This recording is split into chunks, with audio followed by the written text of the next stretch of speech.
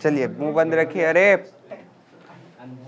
हिंदी का गद्य भाग में आप लोग लेसन 1, 2, 3 पढ़ चुके हैं। आज हम लोग लेसन 4 पढ़ेंगे जिसका नाम है नाखून क्यों बढ़ते हैं। ये ललित निबंध हुआ, इस सबको याद रखिएगा। देखिए आपके पास एक गोधुली बुक होगा, भाग 2 है गोधुली का। तो हम तो यहाँ पे वैसे पढ़ा ही देते हैं, वैसे इसको पढ़ने के बाद आपको बुक पढ़ने का कोई ज़रूरत नहीं है, लेकिन फिर भी कोशिश करना है कि घर जा कर के एक बार आपको ये जो अंदर का है इसको रीडिंग ज़रूर देना है। हाँ, बात समझ में आया? हम सबको बोल रहे हैं इसको रीडिंग आप लोग ज़रूर दीजिएगा। हम क्या बोले, बात समझ में आया? उसके बाद हम बता देते हैं वैसे आखिर ये बोला क्या जा रहा है। तो देखिए नाखून क्यों बढ़ते हैं, ललित निबंध है। इसके लेखक कौन है? तो हजारी प्रसाद द्विवेदी हैं। जन्म कब हुआ था? तो 1907। और मृत्यु कब हो गया था इनका? तो 1979 में हो गया था, दिल्ली में। रचना यहाँ पे इनका कुछ लिखा हुआ है, तो कुछ प्रमुख रचना हम लिख दिए हैं। वैसे तो महान लेखक हैं, उनका रचना भी बहुत है, लेकिन जो प्रमुख रचना है उसको हम यहाँ पे लिख दिए हैं। यहाँ तक में किसी को कोई दिक्कत है? देखिए निबंध में और कहानी में बड़ा अंतर होता है। कहानी को आप खुद से पढ़ के भी समझ सकते हैं, निबंध को थोड़ा सा समझने में दिक्कत होता है, इसलिए थोड़ा सा हम निबंध के बारे में बता देते हैं। तो नाखून क्यों बढ़ते हैं, जैसा कि आपको इसका शीर्षक से ही पता चल रहा होगा कि हमारा जो नाखून होता है वो आखिर बढ़ता क्यों है। इसी को लेकर के प्रश्न पूछा गया लेखक की लड़की के द्वारा, यानी कि लेखक की छोटी बेटी के द्वारा लेखक से एक प्रश्न पूछा गया कि नाखून क्यों बढ़ते हैं। आप लोग भी कभी मन में सोचे हैं कि नाखून क्यों बढ़ते हैं? कारण है हमारे पास 10 उंगली है, 10 पैर का उंगली है, तो उन सभी में नाखून है। तो आखिर क्या कारण है कि उसमें नाखून सप्ताह में आपको काटना पड़ जाता है? किसी को सप्ताह में, किसी का जल्दी बढ़ जाता है तो 4 दिन में, 3 दिन में, है कि नहीं? तो यही प्रश्न लेखक की जो पुत्री है, लेखक की जो छोटी लड़की है, उन्होंने लेखक से किया कि आखिर नाखून बढ़ते ही क्यों हैं। लेखक भी यहाँ पे सोच में पड़ गए कि आखिर लेखक नाखून क्यों बढ़ता है। फिर वो उसी चीज़ का वो अपने माथा में चिंतन करता है कि आखिर नाखून बढ़ता क्यों है। तो लेखक प्राचीन समय में जाते हैं, खुद नहीं चले जाते हैं, सोचते हैं प्राचीन समय में कि प्राचीन समय में मनुष्य के पास जब कुछ भी नहीं था तो वो सारा का सारा अपना क्रियाकलाप किससे करता था? अपने नाखून से करता था। आज हमारे पास किसी चीज़ को काटना है तो मेरे पास चाकू है, किसी चीज़ को फाड़ना है तो हमारे पास हरसा है जिसको हम लोग फाड़ सकते हैं घुसा करके। लेकिन उस समय हमारे पास कुछ नहीं था, ना चाकू था, ना किसी प्रकार का यंत्र था, कुछ नहीं था। तो उस समय हम लोग अपना किसका उपयोग करते थे? नाखून का उपयोग करते थे। इसलिए जो प्राचीन समय के लोग रहते तो उसका नाखून भी क्या रहता था? बड़ा बड़ा रहता था। जानवर को पकड़ा, अब जानवर को चीरना है तो चीरेगा कैसे? चाकू तो है नहीं, तो नाखून से ही इस प्रकार से चीरता था, इस पर गथा करके। बिना नाखून के तो वो चिराएगा नहीं। तो उन लोगों के लिए नाखून क्या था? बहुत ज़्यादा महत्वपूर्ण था। और हम लोग पहले क्या थे? एक प्रकार का पशु ही थे, बंदर थे हम लोग, तो एक प्रकार का क्या थे? पशु ही थे। नाखून बार बार बढ़ करके हम लोग को ये याद दिलाता है कि हम लोग कहाँ थे, आज हम लोग कहाँ आ गए हैं। वो हमको ये याद दिलाता है कि एक समय था जब हम सभी क्या थे? जानवर थे, पशु थे। बात समझ में आ रहा है ना? हम सभी के पूर्वज क्या थे? जानवर, पशु थे। लेकिन आज एक समय है जब हम लोग क्या है? एक सभ्य इंसान बन गए हैं। बात समझ में आ रहा है ना? तो इसी के इर्द गिर्द पूरा निबंध है आपके इस चैप्टर में, इसी के इर्द गिर्द पूरा निबंध है। तो हम एक एक टॉपिक करके आपको बता देते हैं। यदि आप टॉपिक कर दीजिएगा तो क्वेश्चन आंसर आपसे आराम से बन जाएगा। ठीक है? निबंध में क्या है ये समझ में आया सबको? आखिर आपको निबंध में पढ़ना क्या है इस चैप्टर में? अब इसको एक एक करके हम लोग सीख लेते हैं। देखिए जैसे सबसे पहला पैराग्राफ में कहा गया है कि नाखून क्यों बढ़ते हैं, यह प्रश्न लेखक के आगे कैसे उपस्थित हुआ? बताइए कैसे उपस्थित हुआ? कौन पूछा था? हाँ, उसकी एक छोटी लड़की ने पूछा था। तो इसमें क्या लिखेंगे? नाखून क्यों बढ़ते हैं, यह प्रश्न लेखक के आगे उसकी लड़की ने पूछा। आया समझ में? बढ़ते नाखून द्वारा प्रकृति मनुष्य को क्या याद दिलाता है? बताइए क्या याद दिलाता है? हाँ, बढ़ते नाखून द्वारा प्रकृति मनुष्य को याद दिलाता है कि एक समय था जब हम लोग अपने नाखूनों का उपयोग करके अपना सारा कार्य को करते थे। एक समय था जब हम अपने नाखूनों का उपयोग करके अपना सारा कार्य को करते थे। वो हमको ये याद दिलाता है कि एक समय था जब हम लोग क्या थे, पशु थे, मतलब पशु की भांति कार्य करते थे। जैसे आज पशु अपना भोजन को करता है, उसी प्रकार से हम लोग भी करते थे। जैसे मान के चलिए किसी आप शेर को दे दीजिएगा हिरन खाने के लिए, वो चाकू से काट के खाएगा क्या? वो तो अपना पंजा से इस प्रकार से फाड़ के खाएगा।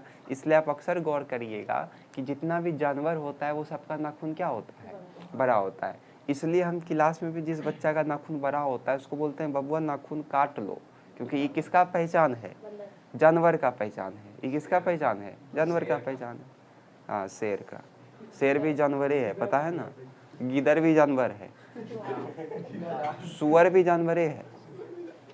इंसान को अगर आप शेर बोलिए खुश हो जाएगा, जानवर बोलिए दुख हो जाएगा। तो बात समझ में आया। तो इस वाले में हम लोगों को क्या लिखना है, तो बढ़ते नाखून द्वारा प्रकृति मनुष्य को उसके पुराने समय को याद दिलाता है जब वो अपने नाखूनों से ही सारा कार्य को करता था। समझ में आया।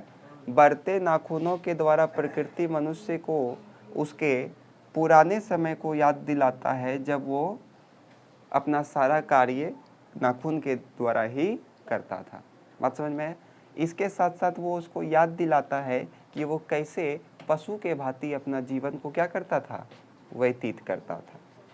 बोलिए, बात समझ में आया, हो जाएगा। तो इस दोनों टॉपिक में किसी को कोई दिक्कत है? क्या लिखेंगे हम लोग, नाखून क्यों बढ़ते हैं, यह प्रश्न लेखक के आगे उसकी लड़की ने पूछा था। बढ़ते नाखून द्वारा प्रकृति मनुष्य को क्या याद दिलाता है, तो बढ़ते नाखून द्वारा प्रकृति मनुष्य को उसके प्राचीन समय का याद दिलाता है जब वो अपने नाखूनों से ही सारा कार्य करता था और एक पशु के भांति वो अपना जीवन को क्या करता था, व्यतीत करता था। अर्थात समझ में आया। लेखक द्वारा नाखून को अस्त्र के रूप में देखना कहाँ तक संगत है। आपसे प्रश्न पूछा गया कि लेखक ने जो नाखून को अस्त्र के रूप में देखा तो वह कहाँ तक संगत है। तो इसमें लिखिएगा लेखक ने नाखून को अस्त्र के रूप में देखा है। ये अस्त्र मतलब हथियार, ये सत्य है, क्योंकि प्राचीन समय में हमारे पास कोई ऐसा हथियार नहीं था या कोई ऐसा अस्त्र नहीं था जिसकी सहायता से हम अपना जीवन यापन का दैनिक कार्य को कर सके। जैसे जानवर को खाना, अनेक प्रकार का कार्य होता है। इसलिए लेखक ने हमारे नाखूनों को किस रूप में देखा है, अस्त्र के रूप में देखा है। बात समझ में आया। तो क्या लिखेंगे हम लोग इसमें, लेखक हजारी प्रसाद द्विवेदी द्वारा नाखूनों को अस्त्र के रूप में देखना काफ़ी हद तक संगत है, क्योंकि प्राचीन समय में जब हमारे पास हथियारों का कमी था, अर्थात उपकरणों का कमी था, तो हम अपना दैनिक जीवन का कार्य किसके द्वारा करते थे, अपने नाखूनों के द्वारा ही करते थे, मतलब नाखून की सहायता से करते थे। मनुष्य बार बार नाखून क्यों काटता है बताइए। तो मनुष्य बार बार नाखून इसलिए काटता है ताकि उसका जो पशुता का गुण है, मतलब पार्श्विक गुण है, अर्थात जो पशुता का गुण है, जानवर का गुण है, वो क्या हो सके, छुप सके। बात समझ में। अब जैसे आपका नाखून बड़ा बड़ा हो गया तो लोग आपको क्या समझेगा, जानवर समझेगा, समझेगा कि नहीं समझेगा, है।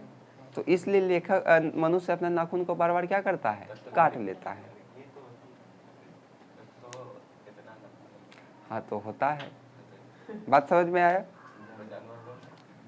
नाखून को उपयोग में लाने से कब शुरू किया और किस प्रकार से इसका उपयोग करता था। तो देखिए, वात्सायन के कामसूत्र से हम लोगों को पता चलता है। पूछेगा कि कामसूत्र के लेखक कौन है, तो वात्सायन, ये सब याद रखिएगा।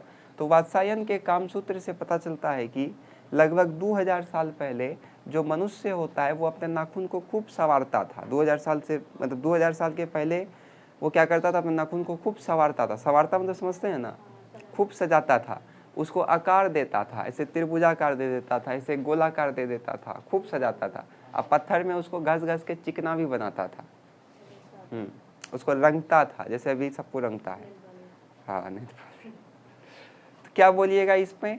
तो वात्सायन के कामसूत्र से पता चलता है कि 2000 वर्ष पहले, वात्सायन के कामसूत्र से पता चलता है कि 2000 वर्ष पहले मनुष्य अपने नाखूनों को खूब संवारता था वे अपने नाखूनों को विभिन्न विभिन्न आकारों में देता था, जैसे त्रिकोणाकार, चंद्राकार, दंतुलाकार, बहुत प्रकार के आकार में देता था और पत्थर में घिस करके उसको क्या करता था, चिकना बनाता था। बात मुझे नेल कटर तो नहीं है ना होता, तो उसमें जो काट लेगा तो पत्थरे में से घस घस के पूरा चिकना बना लेता था। नख बढ़ना, नख मतलब क्या होता है, नाखून। नख बढ़ना और उसको काटना कैसे मनुष्य की सहजात प्रवृत्तियां हैं। सहजात मतलब होता है सात, तो कैसे है बताइए। नख बढ़ना अर्थात वो उसको याद दिलाता है कि वो प्राचीन समय में क्या था, पशु था, लेकिन जब वो उसको काटता है तो वो उसको वर्तमान समय से जोड़ता है। इसलिए हम कह सकते हैं कि नख बढ़ना और उसको काटना दोनों क्या है, सहजात वृत्तियां हैं। बोलिए किसी भी टॉपिक में दिक्कत है तो हम रिपीट कर देंगे। नख बढ़ना और काटना कैसे मनुष्य की सहजात वृत्तियां हैं, तो इसमें लिखिएगा प्राचीन, अरे क्या हल्ला कर रहे हैं, नख बढ़ना और काटना कैसे मनुष्य की सहजात वृत्तियां हैं, तो इसमें लिखिएगा प्राचीन समय में मनुष्य अपने नख के द्वारा विभिन्न प्रकार के कार्य करता था, किंतु वर्तमान में वो अपना नख को क्या करता है, काटता है, ताकि उसका पार्श्विक गुण छुप सके। ठीक है, इसलिए हम कह सकते हैं कि दोनों का सहजात वृत्तियां हैं। और कहिए किसी क्वेश्चन में दिक्कत है तो तब लिखवा दिया जाए। चलिए लिखिए,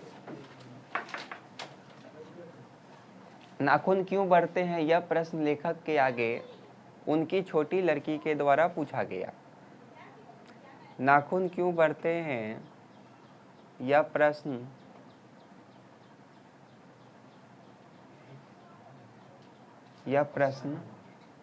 लेखक के आगे उनकी छोटी लड़की के द्वारा पूछा गया। लेखक के आगे उनकी छोटी लड़की के द्वारा पूछा गया।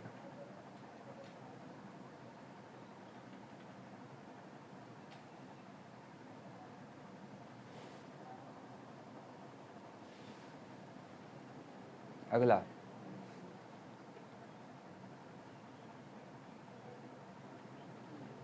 अगला लिखिए, बढ़ते नाखून द्वारा प्रकृति मनुष्य को यह याद दिलाती, बढ़ते नाखून द्वारा प्रकृति, बढ़ते नाखून द्वारा प्रकृति मनुष्य को उसका प्राचीन समय का याद दिलाता है, उसका पुराना समय का याद दिलाता है, जब वो अपने दैनिक कार्यों के लिए, जब वो अपने दैनिक कार्यों के लिए, दैनिक कार्यों के लिए अपने नाखून का सहायता लेता था, जब वो अपने दैनिक कार्यों के लिए अपने नाखून का सहायता लेता था,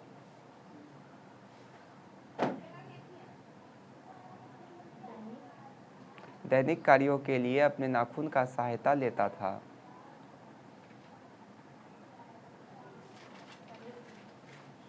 बढ़ता हुआ नाखून, बढ़ता हुआ नाखून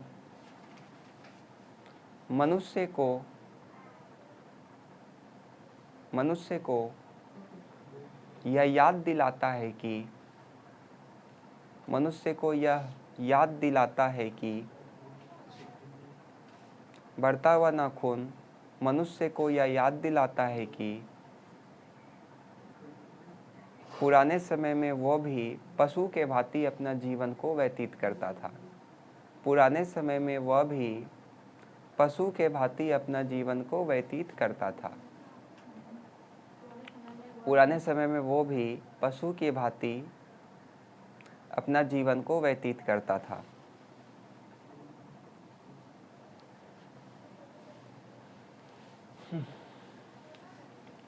चलिए अगला लिखिए, लेखक के द्वारा नाखून को अस्त्र के रूप में देखना, नाखून को अस्त्र के रूप में देखना काफी हद तक संगत है, काफी हद तक संगत है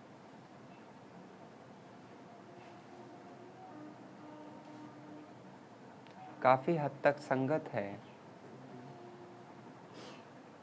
क्योंकि पुराने समय में जब मनुष्यों के पास क्योंकि पुराने समय में जब मनुष्यों के पास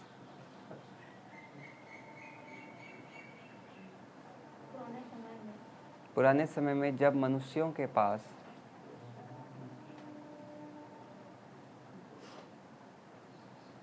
विभिन्न उपकरणों का कमी था, विभिन्न उपकरणों का कमी था, तो वह इन्हीं का उपयोग करके उपकरणों का कमी था, तो वह इन्हीं का उपयोग करके अपने दैनिक कार्यों को करता था। हाँ, तो वह इन्हीं का सहारा लेकर दैनिक कार्यों को करता था। कोई उपयोग लिखा है तो काटिएगा नहीं। चलिए अगला लिखिए। करता था। मनुष्य बार बार नाखून क्यों काटता है, इसमें लिखिए।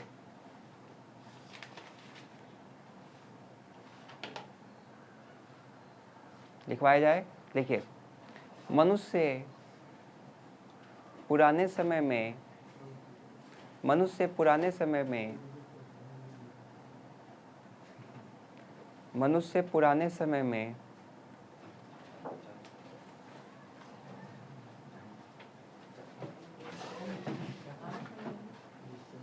मनुष्य पुराने समय में अपने दैनिक कार्यों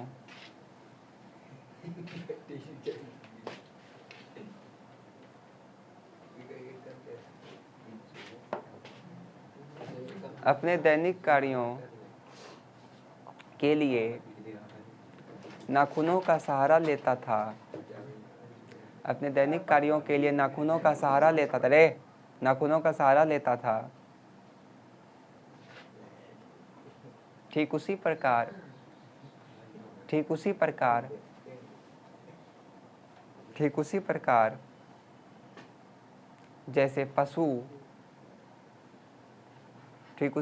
जैसे पशु इसलिए मनुष्य वर्तमान में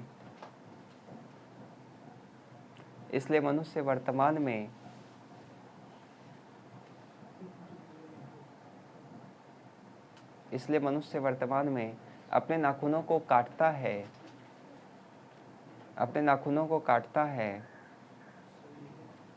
जिससे वो अपने पुराने पशुता के गुण को छुपा सके। जिससे वो अपने पुराने पशुता के गुण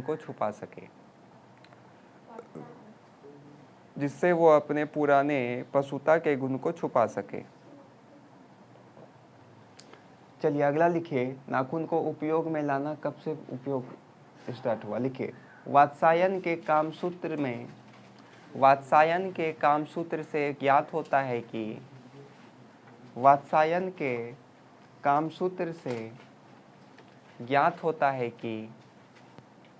आज से 2000 वर्ष पहले कामसूत्र से ज्ञात होता है कि आज से 2000 वर्ष पहले से ज्ञात होता है कि आज से 2000 वर्ष पहले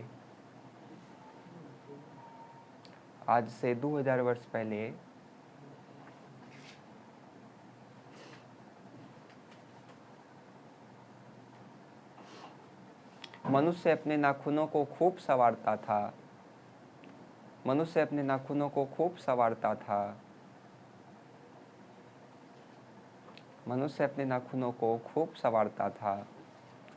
वो अपने नाखूनों को विभिन्न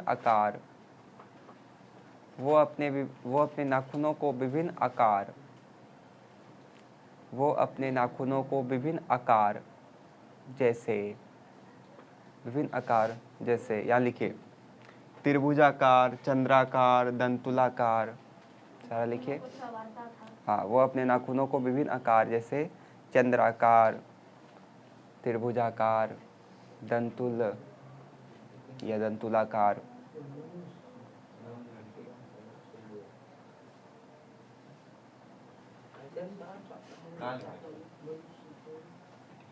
नहीं दिख रहा है। चंद्राकार, वृत्ताकार, दंतुलाकार या फिर दंतुल आकृति देता था। दंतुल आकृति देता था। इसके साथ साथ नाखूनों को पत्थर पर खींचकर चिकना बनाता था। इसके साथ साथ नाखूनों को पत्थर पर घिसकर चिकना बनाता था। नाखूनों को पत्थर पर घिसकर चिकना बनाता था। चलिए अगला लिखिए। नख काटना, नख बढ़ाना और काटना, नख बढ़ाना और काटना दोनों सहजात वृत्तियां हैं। नख बढ़ाना और काटना दोनों सहजात वृत्तियां हैं। सहजात वृत्तियां हैं क्योंकि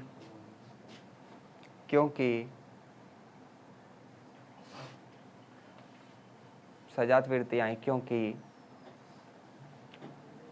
बढ़ता हुआ नख हमें पशुता का याद दिलाता है। बढ़ता हुआ नख हमें पशुता का याद दिलाता है। बढ़ता हुआ नख हमें पशुता का याद दिलाता है और इसे काटकर हम अपने पशुता को छुपाते हैं। और इसे काटकर हम अपने पशुता को छुपाते हैं। चलिए जल्दी से लिखिए।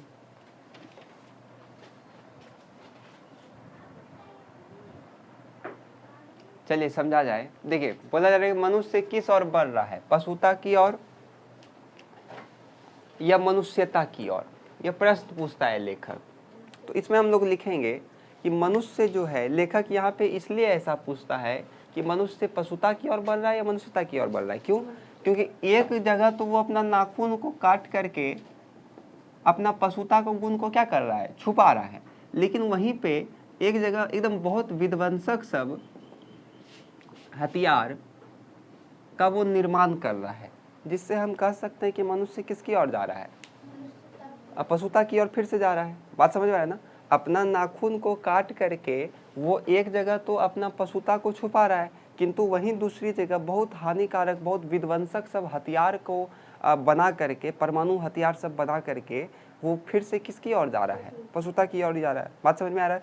एक हथियार को वो काट रहा है तो दूसरा इससे भी भयानक हथियार को वो बना रहा है। परमाणु बम बना लिया, बहुत सारा रॉकेट बना लिया, वहाँ मारेगा, पूरा देश तहस नहस कर दिया। तो ये क्या हो रहा है, मनुष्यता की ओर जा रहा है क्या? नहीं, पशुता की ओर ही जा रहा है। क्योंकि ओवरऑल जितना भी दुनिया में लोग रहता है सब एक दूसरे से क्या है, कनेक्टेड है। सब आपस में क्या है, भाई भाई है। पूरा विश्व में जितना लोग है और हम लोग हैं, सब क्या एक दूसरे से अलग है? बिल्कुल अलग नहीं। वो भी मनुष्य है, वो हम भी मनुष्य हैं। समझ में आ रहा है ना? तो हम लोग में किस बात का अंतर रहना चाहिए?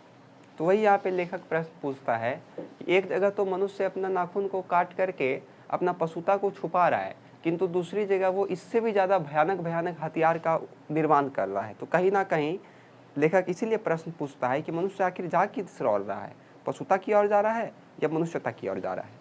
बात समझ में आया? फिर देखिए, देश की आज़ादी के लिए प्रयुक्त किन शब्दों की मीमांसा लेखक करता है? तो देश की आज़ादी के लिए जो लेखक है वो किस शब्द का प्रयोग करता है? तो आपका इंडिपेंडेंस शब्द का प्रयोग करता है। कौन सा? इंडिपेंडेंस। इंडिपेंडेंस शब्द का प्रयोग करता है। लेखक कहता है कि इंडिपेंडेंस शब्द का प्रयोग नहीं करना चाहिए, क्योंकि इसका अर्थ जो होता है वो अधीनता होता है, बल्कि इसके जगह किसका प्रयोग करना चाहिए? स्वाधीनता का प्रयोग करना चाहिए। बात समझ में आ रहा है ना? क्या बोलिएगा आप इसमें? देश की आज़ादी के लिए प्रयुक्त शब्द इंडिपेंडेंस शब्द का लेखक क्या करते हैं, मीमांसा करता है। लेखक कहते हैं कि इसके स्थान पे कौन सा शब्द होना चाहिए, स्वाधीनता होना चाहिए। बात समझ में आया। फिर देखिए, लेखक ने किस प्रसंग में कहा कि बंदरिया मनुष्य का आदर्श नहीं बन सकती है। तो देखिए, जो बंदरिया होती है वो जब उसका कोई बच्चा मर जाता है तो वो अपना बच्चा, मरा हुआ बच्चा को गोद में रख करके घूमते रहता है, आप देखे होंगे। इसलिए यहाँ पे लेखक कहता है कि जो बंदरिया है वो कभी भी मनुष्य का आदर्श नहीं बन सकती है। समझ में आया हमने क्या बोला, क्या बोलेंगे इसमें हम लोग। तो लेखक ने इस प्रसंग में कहा कि बंदरिया मनुष्य का आदर्श नहीं बन सकती, क्योंकि जो बंदरिया होती है वो अपने मरे हुए बच्चे को भी गोद में लेकर के इधर उधर भटकते रहती है। इसलिए हम नहीं कह सकते हैं कि ये बंदर हम लोग का अब क्या है, आदर्श है। बात समझ में आ रहा है ना। हम लोग भी पहले क्या थे, बंदर ही थे, लेकिन अब हम लोग बंदर का श्रेणी से काफ़ी आदर्श श्रेणी में आ गए हैं, काफ़ी हम लोग उन्नत स्थिति में आ गए हैं। लेकिन वहीं पे वो जो बंदर है अभी, वो बंदर क्या हमारा आदर्श हो सकता है इस बात पे कि वो हम लोग का पूर्वज था? हो सकता है आदर्श? नहीं हो सकता है। क्यों? क्योंकि वो बंदर आज हम लोग से क्या है, कम बुद्धि वाला है कि नहीं। आखिर कहीं ना कहीं मनुष्य का और बंदर का बुद्धि ज़्यादा है कि नहीं। मनुष्य का बुद्धि क्या है, बंदर से ज़्यादा है।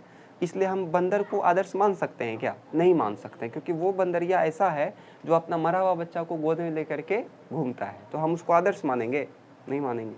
तो इसमें क्या लिखिएगा, तो इसमें लिखिएगा, लेखक ने इस प्रसंग में कहा कि बंदरिया मनुष्य का आदर्श नहीं बन सकती, कि बंदरिया मनुष्य का आदर्श नहीं बन सकती कि जो बंदरिया होती है वो अपने मरे हुए बच्चों को गोद में बैठा करके इधर उधर घूमती है। ठीक है, यहाँ तक। स्वाधीनता शब्द की सार्थकता लेखक क्या बताते हैं।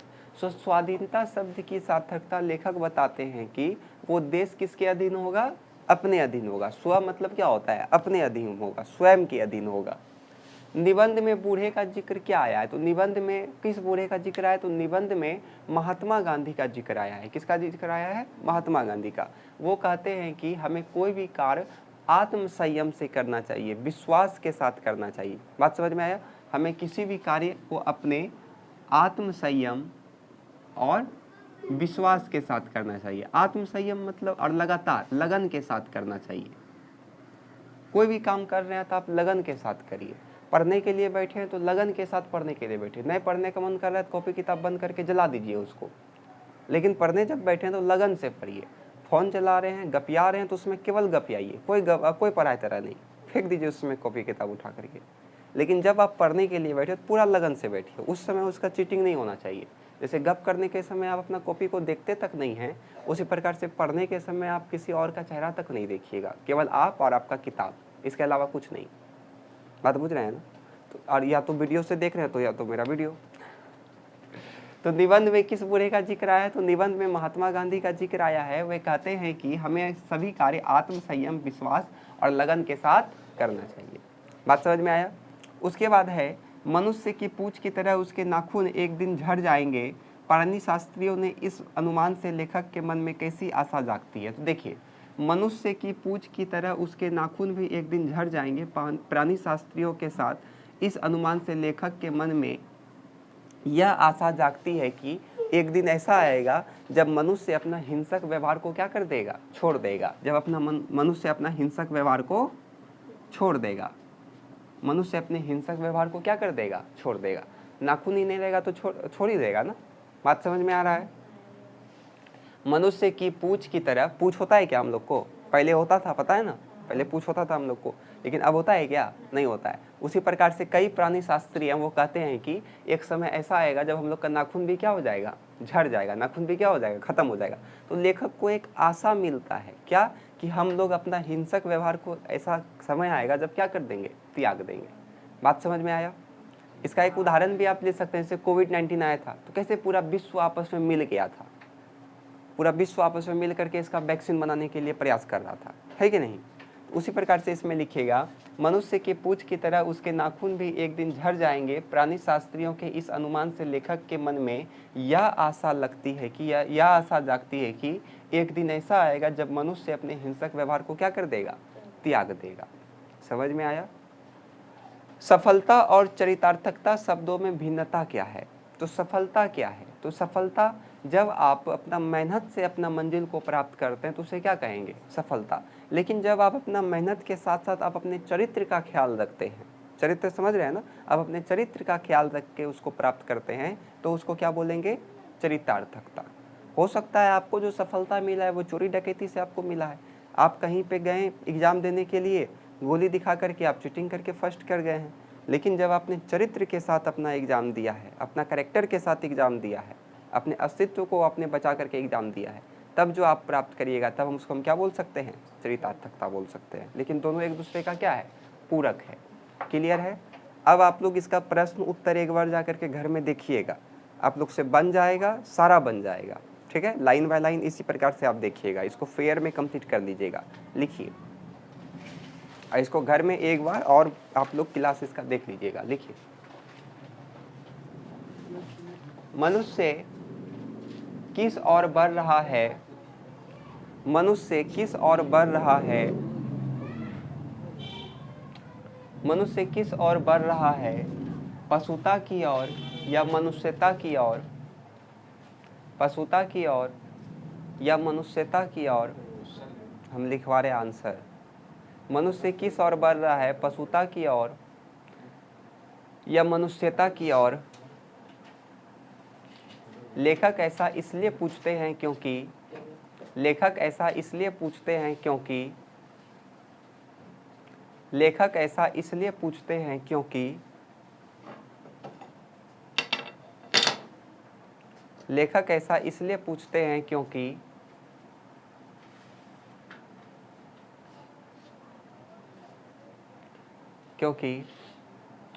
एक जगह तो मनुष्य एक और, ऐसे लिखिए, एक और तो मनुष्य अपने नाखूनों को काटकर एक और तो मनुष्य अपने नाखूनों को काटकर एक और तो मनुष्य अपने नाखूनों को काटकर अपनी पशुता के गुण को छुपाता है। अपने पशुता नाखूनों को काटकर अपनी पशुता के गुण को छुपाता है। पशुता के गुण को छुपाता है तो वहीं दूसरी ओर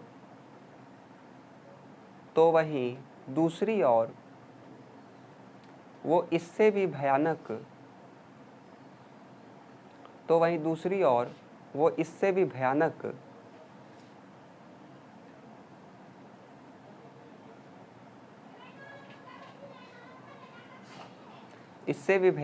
हथियार का निर्माण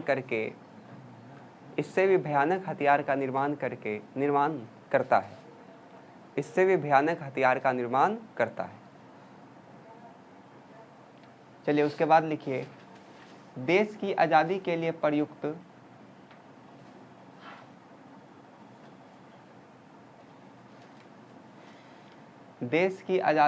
प्रयुक्त शब्द इंडिपेंडेंस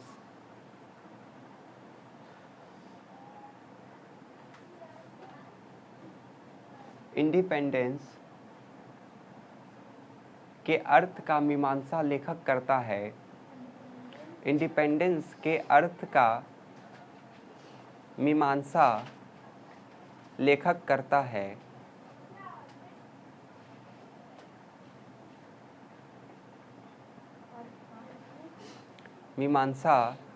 लेखक करता है क्योंकि इसका अर्थ अधीनता होता है। हाँ, क्योंकि इसका अर्थ अधीनता होता है।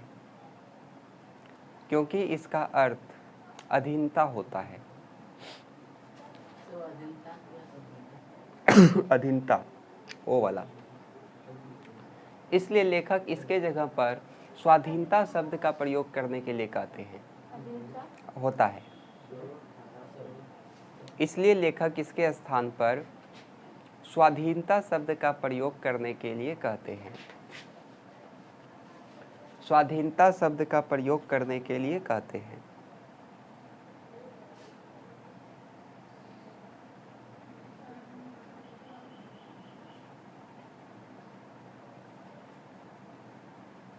हो गया?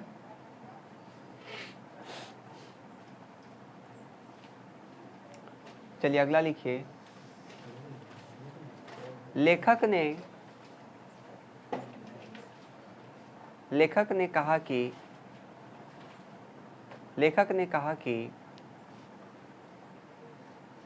बंदर हमारे पूर्वज थे, बंदर हमारे पूर्वज थे, बंदर हमारे पूर्वज थे,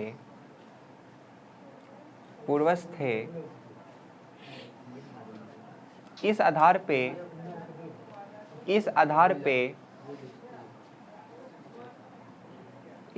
पे वे हमारे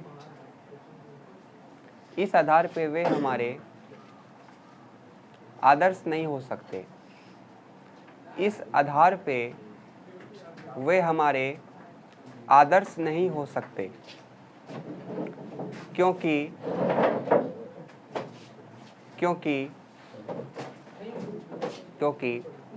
बंदरिया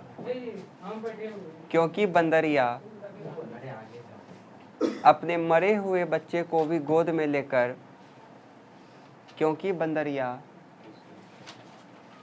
अपने मरे हुए बच्चे को गोद में लेकर दौड़ती है, अपने मरे हुए बच्चे को गोद में लेकर दौड़ती है, इसलिए वो हमारा आदर्श नहीं हो सकता, इसलिए वो हमारा आदर्श नहीं बन सकती। ऐसे लिखिए। हाँ, इसलिए वो हमारा आदर्श नहीं हो सकता। अगला लिखिए।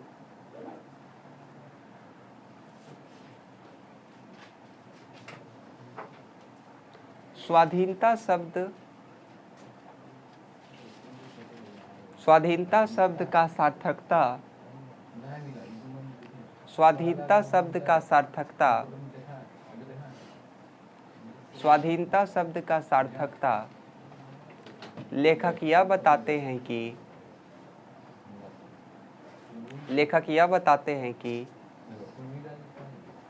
स्वाधीनता शब्द का सार्थकता लेखक यह बताते हैं कि देश स्वयं के अधीन हो, देश स्वयं के अधीन हो, देश स्वयं के अधीन हो।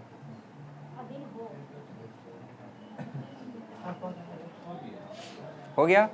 चलिए अगला लिखिए।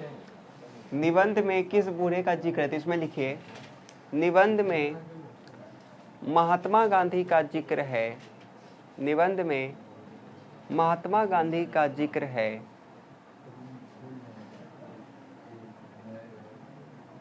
निबंध में महात्मा गांधी का जिक्र है। लिखे।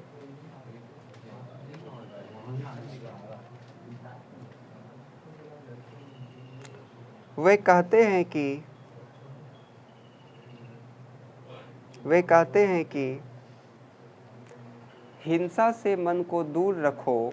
वे कहते हैं कि हिंसा से मन को दूर रखो। हाँ, हिंसा से मन को दूर रखो, हिंसा से मन को दूर रखो, हिंसा से मन को दूर रखो। बाहर नहीं भीतर की ओर झांको, बाहर नहीं भीतर की ओर झांको, बाहर नहीं भीतर की ओर झांको। हो गया। आत्मविश्वास के साथ कार्य करो, आत्मविश्वास के साथ कार्य करो, आत्मविश्वास के साथ कार्य करो। हो गया। देखिए इसका उत्तर कैसे लिखेगा, यहाँ देखिए, पहले लिखिएगा, मनुष्य की पूंछ की तरह उसके नाखून भी एक दिन झड़ जाएंगे। प्राणी शास्त्रियों के इस अनुमान से लेखक के मन में यह आशा जागती है, यह आशा जागती है कि, उसके बाद लिखिए, यहाँ तक समझ रहे हैं ना, कि एक दिन मनुष्य अपना हिंसक व्यवहार क्या कर देगा? त्याग देगा। बात समझ में आया?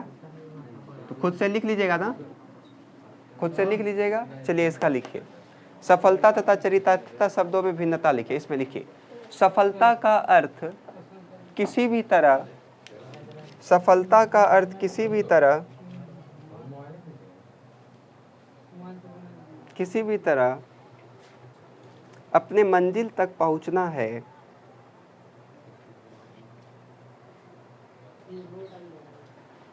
मंजिल तक पहुंचना है, किसी भी तरह अपने मंजिल तक पहुंचना है। जबकि चरितार्थकता, चरितार्थकता एक विशेष गुण है। चरितार्थकता एक विशेष गुण है जो मैत्री, प्रेम व निस्वार्थ, मैत्री, प्रेम व निस्वार्थ किसी भी तरह अपने मंजिल तक पहुंचना है। जबकि चरितार्थकता का विशेष गुण है कि मैत्री, प्रेम और निस्वार्थ से, मैत्री, प्रेम, निस्वार्थ से अपने मंजिल को पाना, निस्वार्थ से अपने मंजिल को पाना। चलिए यहाँ तक में किसी को कोई दिक्कत है? सारा कर लीजिएगा इसका प्रश्न उत्तर भी। होमवर्क तो बोले कि सारा प्रश्न उत्तर याद कर